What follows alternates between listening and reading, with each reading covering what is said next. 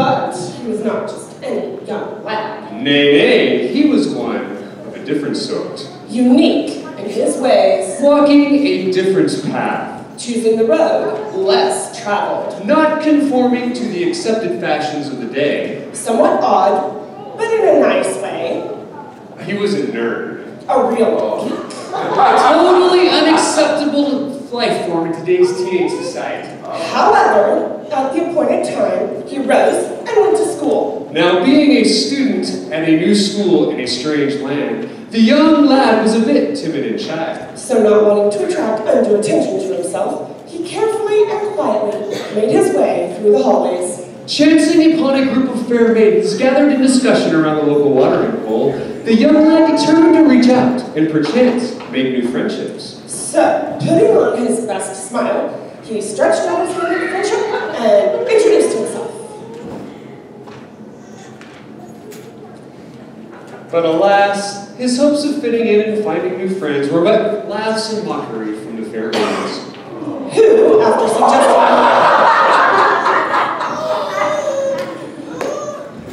Who, after suggesting employment as a male model, Really?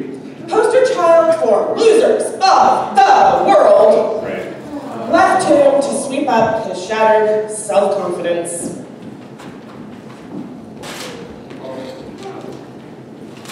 What Jezebels? One word comes to mind: typical.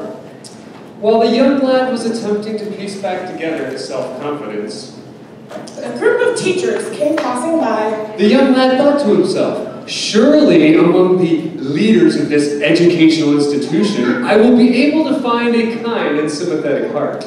But the teachers were in the middle of a committee meeting, Desperately trying to discover, new, creative answers to the problems that students face in today's high schools. so, as they hurriedly passed by the young lad, The only thing his outstretched hand found, was an apple. isn't that supposed to be the other way around? One word comes to mind. Typical. Finally, Due to a continuing stroke of bad luck. the young lad met up with a group of his fellow peers. Who those, really? Delinquents. Ruffians. Definitely not the new student welcoming committee. And after a few slanderous remarks, The rituals of male bonding began.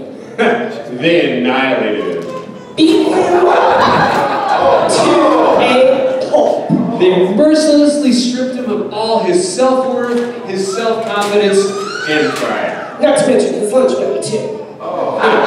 Then, laughing and mocking, they ran off. Probably to find the earlier group of fair maidens, no doubt. And so there the young lad lay, Crumbled on the floor. a pathetic heap of quivering, abused, hurt, weeping humanity. About this time, another student chanced to pass by. But he was also not just another student. Nay, nay, he was a prince among students. Captain of the football team. Favorite among teachers. And hero among students. Popular and well-liked by most everyone. And a real stud muffin, too.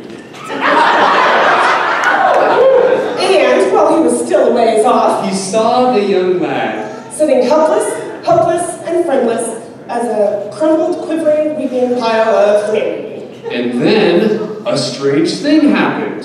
Something wonderful, but completely unexpected by anyone. His heart was touched and went out to the poor young lad. He picked him up. After things really got strange, he left behind his adoring fans, and that prince of a student went to the young lad and reached out to him. Picked him up.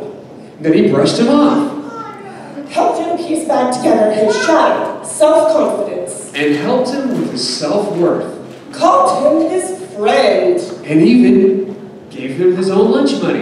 And then, putting his arm around him, He walked with him and brought him home.